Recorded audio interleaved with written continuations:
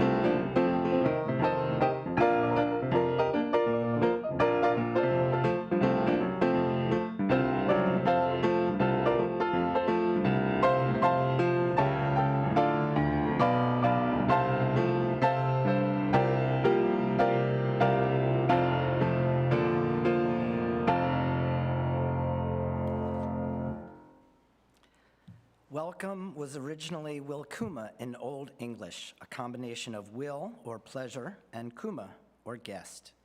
The verb form, wilkumian, was meant to receive someone with pleasure. So let us be a house of welcome, knowing each of us comes here, not our own, but formed by earth and the generations that came before. May we welcome each other as life has welcomed us into her home.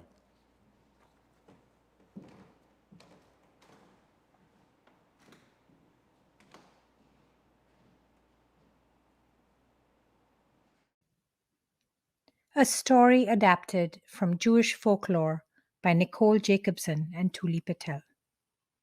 One day, thousands of people climbed into a boat and set sail for a new land. The boat had been at sea for several weeks, and the people on the boat started to get restless. One man in the middle of the boat began drilling a hole in the side of the boat. The other people began to panic. "What are you doing?" they exclaimed. The man told them to mind their own business. "This is my spot, and I'm hungry, and I want to fish from right here instead of moving up to the deck." The people said, "But, sir, do you not realize that if you drill a hole in the boat, we will all drown, the boat will sink?" Imagine being a passenger on this boat, and one person, without concern for you or others, puts your and everyone else's safety at risk. The person drilling the hole on the boat might have valid reasons for doing so. Perhaps they want to drop a fishing line because they're hungry, like the man said. Maybe they want to use the water which will flood the boat to cool their feet or wash them. Maybe the boat is on a lake and they want water to drink. But no matter how rational the reason, drilling a hole in a boat to fulfill the desires of just one person puts everybody else at risk. This story warns us of the destructive power of letting our selfish desires overtake all other considerations. It is not about whatever floats your boat. The earth is much like this boat. We are millions of people living on this planet, and many of us are drilling holes into the earth. Some holes are small, and some holes are big. Like our seventh Unitarian Universalist principle, which teaches us, we are responsible for caring for our planet. This is a big responsibility, but together we can do it. We can all make changes to lessen the amount and size of the holes on our earth. Here ends our time for all ages.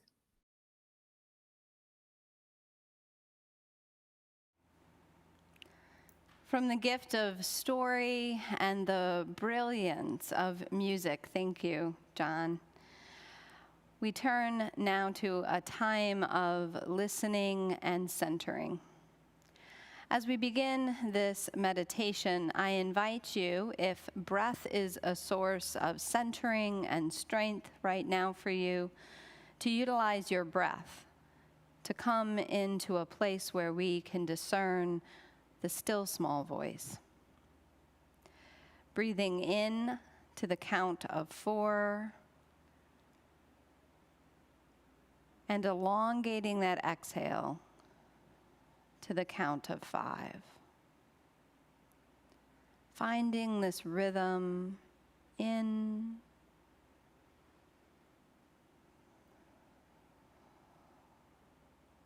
and out again with that exhale. Keep drawing on that rhythm if breath is where you can find center. But if not, if you struggle with breath now, or if it's a place that does not bring you peace, you may simply want to trace a circle, utilizing that same rhythm, going round the circle once to a count of 4, reversing direction to the count of 5.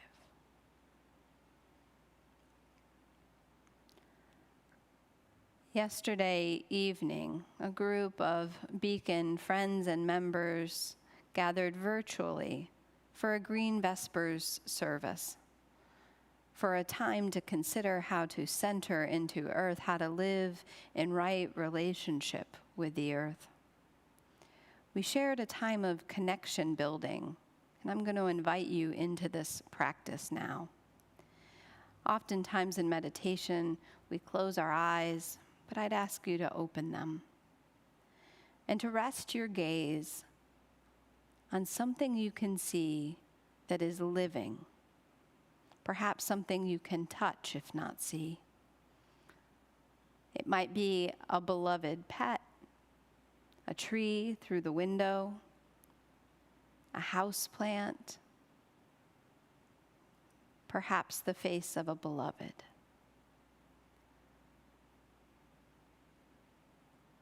Rest your gaze on something that is alive. And as you do so, envision in your mind's eye a thread connecting you to this other being. I imagine almost the most tender of spider webs, a single link threading me to a tree that is just beyond the window.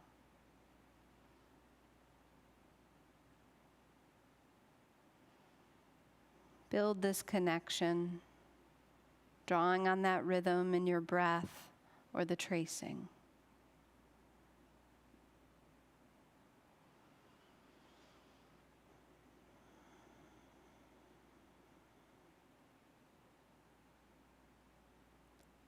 And as you build this connection, think of it almost like neurons able to send messages one to the other. And invite in this space what some call the still small voice, a deeper wisdom. See if there is a message or a truth, a teaching,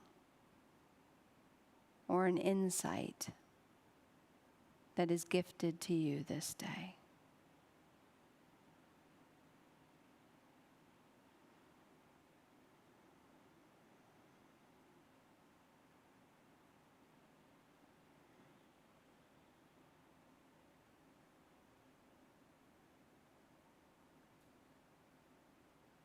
What message, image, or word comes across this connection you've cultivated?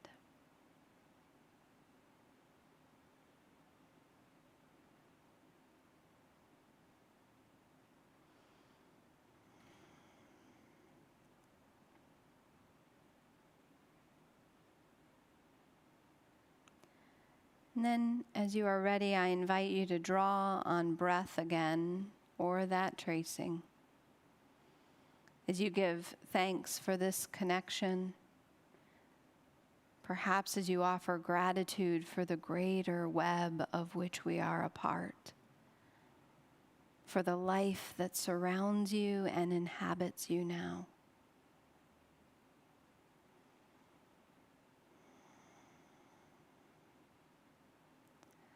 Perhaps it is your practice to bow in gratitude, to offer words of blessing with me, amen, blessed be, shalom, to all living things.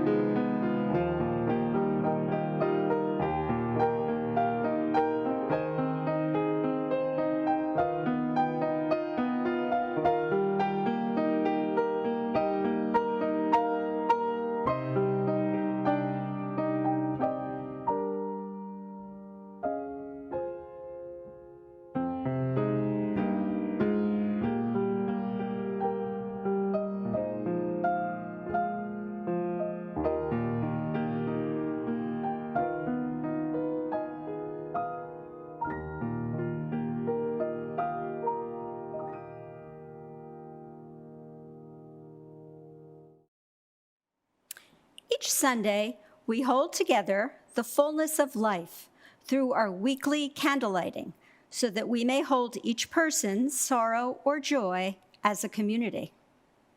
If you are struggling today, I invite you to put your hand on your heart, close your eyes, feel our collective presence with you wherever you are. If you'd like us to light a candle, either for a personal struggle or a struggle in our larger world, we invite you to lift it up in the chat. Today we light a candle for Madeline Rabaudo, who died from colon cancer this week. Today we light a candle for the nearly 12 million children in our country who are living in poverty, and the 1 billion children worldwide who are multidimensionally poor, that is, without access to education, health, housing, nutrition, sanitation, or water. We also light a candle for the 82.4 million people forcibly displaced worldwide as the result of violence, persecution, conflict, or human rights violations. That number includes 26.4 million refugees in the world, a record high number. With each candle lit, may each one of us know that we are held in the care and love of our community. Not always, but sometimes joy comes in short, intense bursts. And if we are lucky, we can hold on to those moments. Here are a few of my moments this week. I love seeing the happiness on my grandchildren's faces when they were telling me about their wonderful first day of school. I enjoyed seeing the hibiscus plant on my deck continue to produce beautiful blooms despite the cooler evenings. And then just last night, the joy came when I took a short walk outside in the warm air. I don't exactly dread fall. Beautiful weather, colorful leaves, cozy sweaters, blah, blah, blah. But there is nothing like that feeling of elation that comes from just walking out the door in New Jersey without a sweater or a jacket at 9 o'clock at night and not feeling cold. Joy, beauty, and blessing are all around us, beloved. We celebrate Beacon member Ruth Sprague's 100th birthday. If you or someone you care about has been helped by an organization, a loving friend, or the kindness of a total stranger, I invite you to clap your hands and lift up a name or a heart emoji or clapping hands in the chat.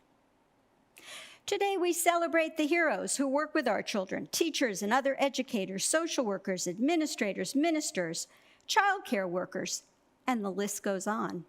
And we celebrate those who work helping children at risk, either as individuals or as employees working for organizations. And we celebrate those people who work hard to provide shelter, clothing, food, medical care, and other support to displaced persons worldwide, either as individuals or employees working for organizations.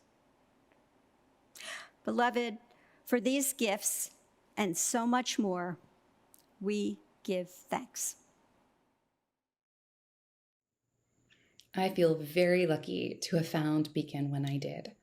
I didn't know in February 2020, when I first walked through the doors at 4 Waldron, that the fabric which undergirded my life would be ripped apart a few weeks later, that the institutions I relied on would disappear, and the family most sacred to us would feel like they were a million miles away, locked in their own homes and in their own fear.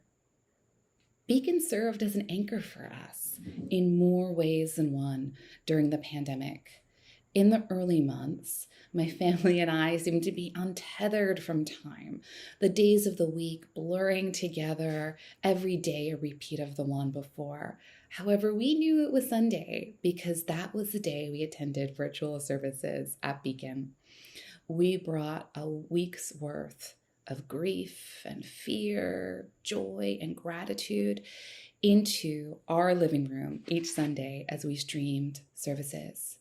We wept as Misa sang, and John played music that tapped into feelings deep inside of us that we didn't fully know were there and couldn't articulate in words. We listened to the wisdom of Jermaine and Tuli, Emily and Robin, and we saw our goodness reflected in their words and stories.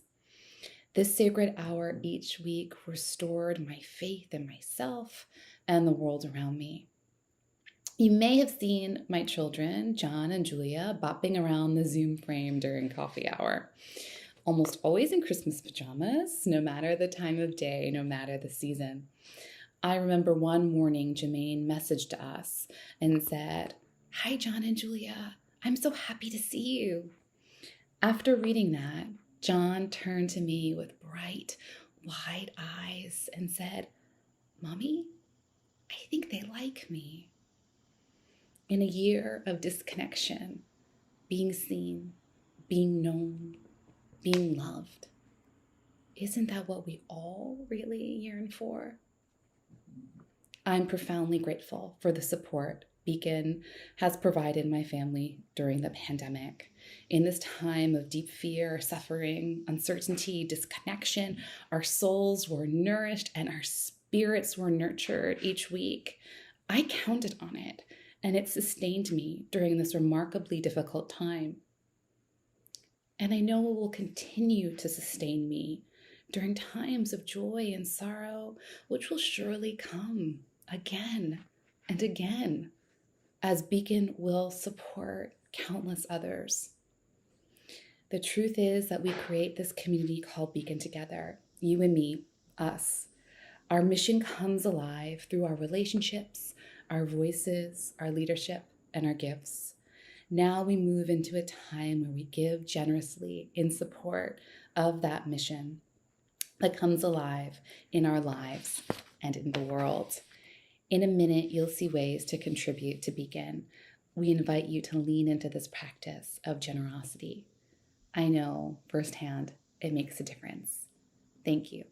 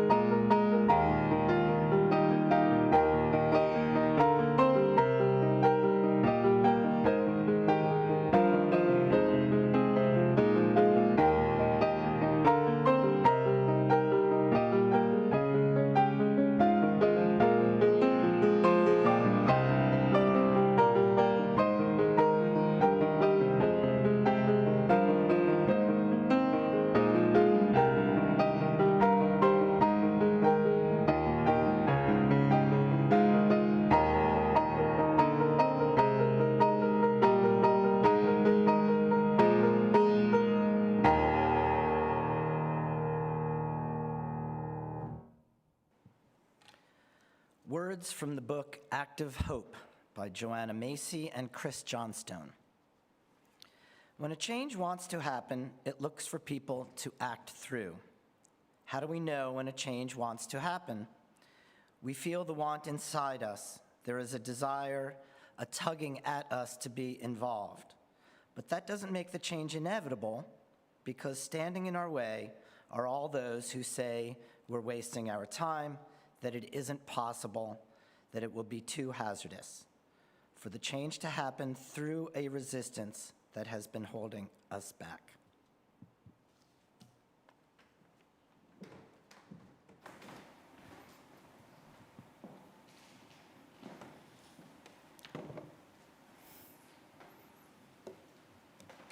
Good morning, Beacon. I am so honored and blessed to be with you this morning. Everything that we do is a commitment. And I invite you now to take a few deep breaths and just sit with that for a minute.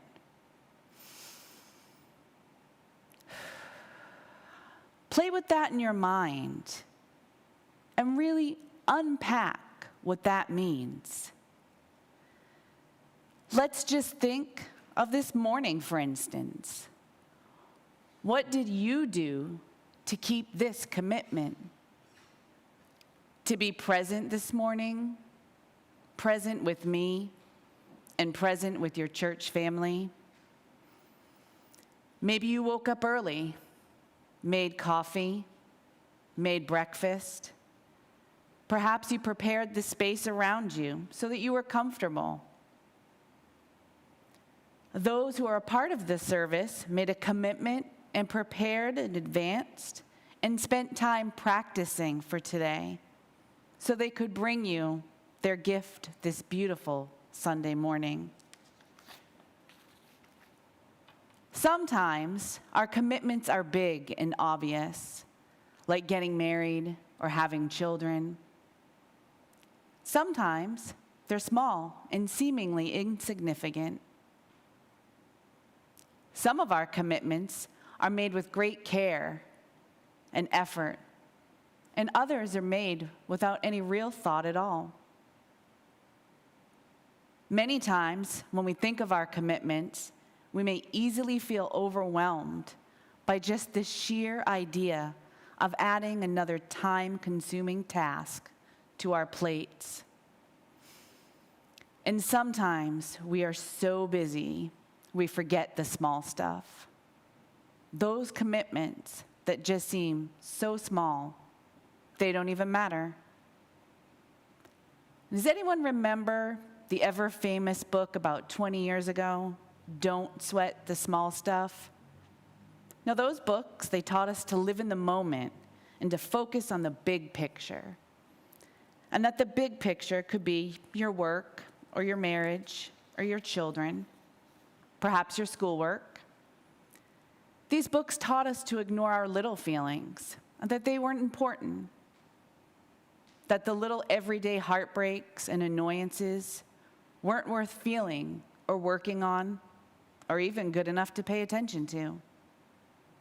And as well-intentioned as these books may be, not sweating the small stuff for the last 20 years has led to a society whose sole focus is that of the individual, and that individual's feeling of perpetual happiness and joy, no matter what real feelings exist. Those must be ignored and let go, and a positive, happy mindset must prevail. Now, in this feel-good society that we've created, where the small stuff just rolls off our backs, and anger and sorrow are considered wrong, unproductive, and even harmful, not sweating the small stuff has led to a feeling of uselessness and hopelessness. And we have been waiting patiently for someone bigger than ourselves to pick up the reins and make everyone care. We have been waiting for them to make changes that are necessary to correct our problems. And not sweating the small stuff has led to missing important interactions with other people. And we've also ignored important signals and cues from the earth. And it has led to a society that has blinders on and that is laser focused on the self and the rewards of the self. And as we stop sweating the small stuff, we stop caring about our smaller commitments.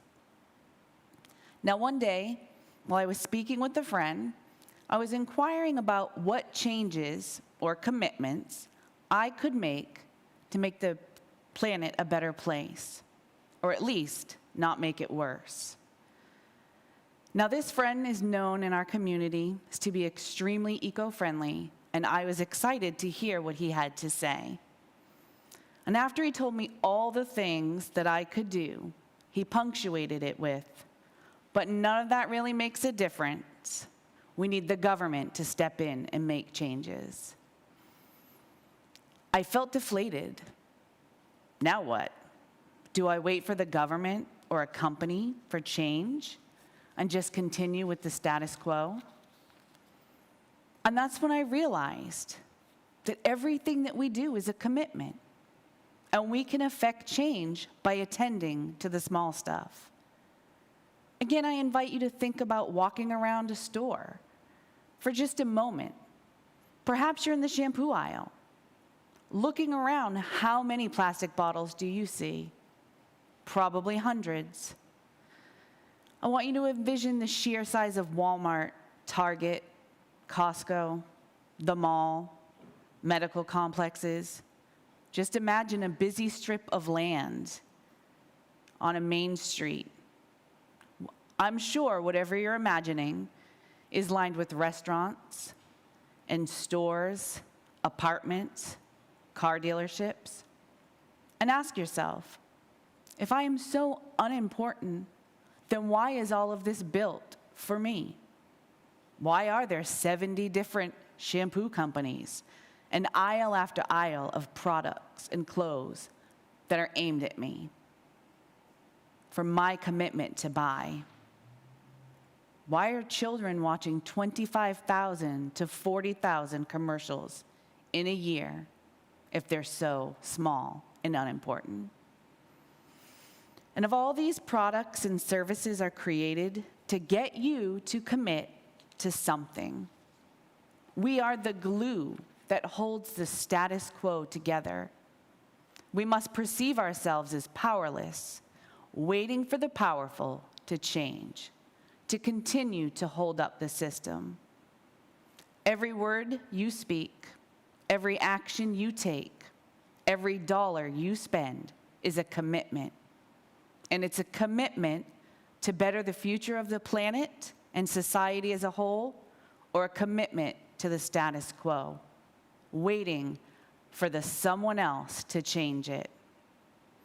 Our collective small changes can move the tides into larger arenas where businesses and governments will follow the lead of the masses. So I'm asking you to sweat the small stuff, to know in your hearts and in your minds that every action, word, idea, and penny is important. And in fact, so important that companies spend millions to create ads directed to you. And remember that within the big picture, there are millions of pixels. And that if even one pixel changes, that picture changes. And the more pixels that change, we create a whole new picture. Our big picture is created from the small stuff, and the power of the big picture is held within each individual small pieces that create it. Those pieces can create a masterpiece, or they can destroy it. This planet and the world around us is the same. The small everyday commitments of the people control what happens to this earth and its inhabitants. I ask you today to make commitments that honor our principles and honor the inhabitants of this planet, whether they are human or animals or plants, and to commit your actions, your pennies, to create peace on earth. When I made my commitments, I was guided by some questions in the book Active Hope by Joanna Macy and Chris Johnstone. I will share 3 of my personal commitments with you. First, I committed to stop using plastic to the best of my ability. Not using plastic is a lofty and difficult goal. I did begin by looking for alternative options such as bar shampoo and washing machine sheets, but plastic is ever pervasive in our society. Second, I committed to stop buying from Amazon. Many thought it wasn't possible, but it's been almost a year since I made a single purchase from Amazon, and it was much easier than I ever thought it would be. And third, I commit to creating resources for local individuals to promote planetary well-being through informed decision-making, which basically means I started a blog where I test products and I share that information with everybody. Today, I'd like to leave you with the story, one that if you ever feel your commitments may be small and not worth it, that they are not helping, remember the story of the starfish. A young person was walking along the ocean and sees a beach on which thousands and thousands of starfish have washed ashore. Further along, he sees an old man walking slowly and stooping often, picking up one starfish after another and gently tossing each one into the ocean. The young person approaches and asks, "Why are you throwing starfish into the ocean?" "Because the sun is up and the tide is going out. And if I don't throw them further, they will die," he replied. And the young man said, "But don't you realize there are miles and miles of beach and starfish all along it? You can't possibly save them all. You can't even save 1/10. Even if you work all day, your efforts won't make a difference at all." And the old man sat and pondered and listened quietly, and then he bent down and picked up another starfish, and he threw it into the sea, and he said, "It made a difference to that one. Thank you."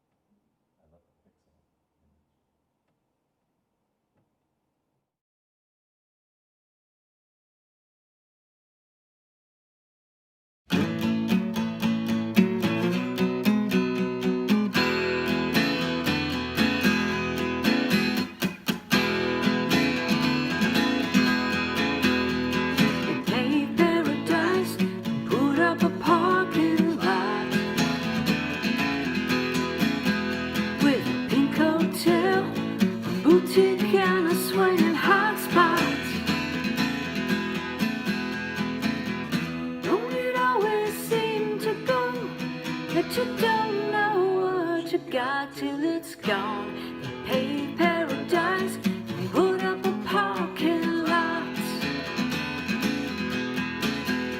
Shoo, bop, bop, bop, bop. They took all the trees and put them in a tree museum.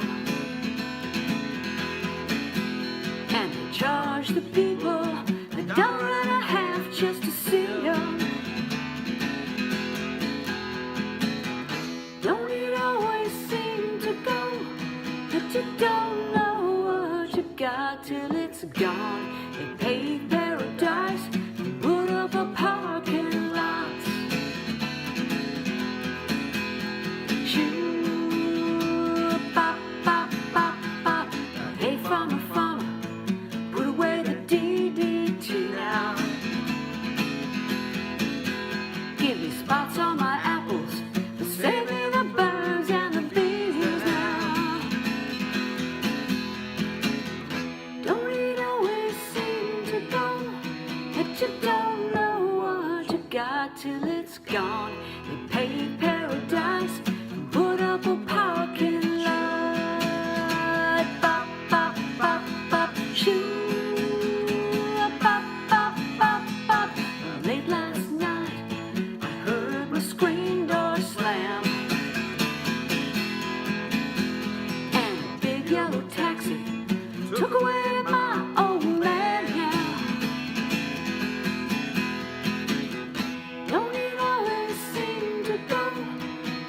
don't know what you got till it's gone. You paved paradise and put up a parking lot. Shoo, bop, bop, bop, bop. Late last night, I heard a screen door slam, and a big yellow tractor took away all my land. Yeah. Don't it always seem to go that you don't know what you got till it's gone? You paved paradise and put up a parking lot. You paved paradise and put up a parking lot. You paved paradise and put up a parking lot. Bop, bop, bop, bop. Shoo, shoo, bop, bop, bop, bop. Don't it always seem to go that you don't know what you got till it's gone?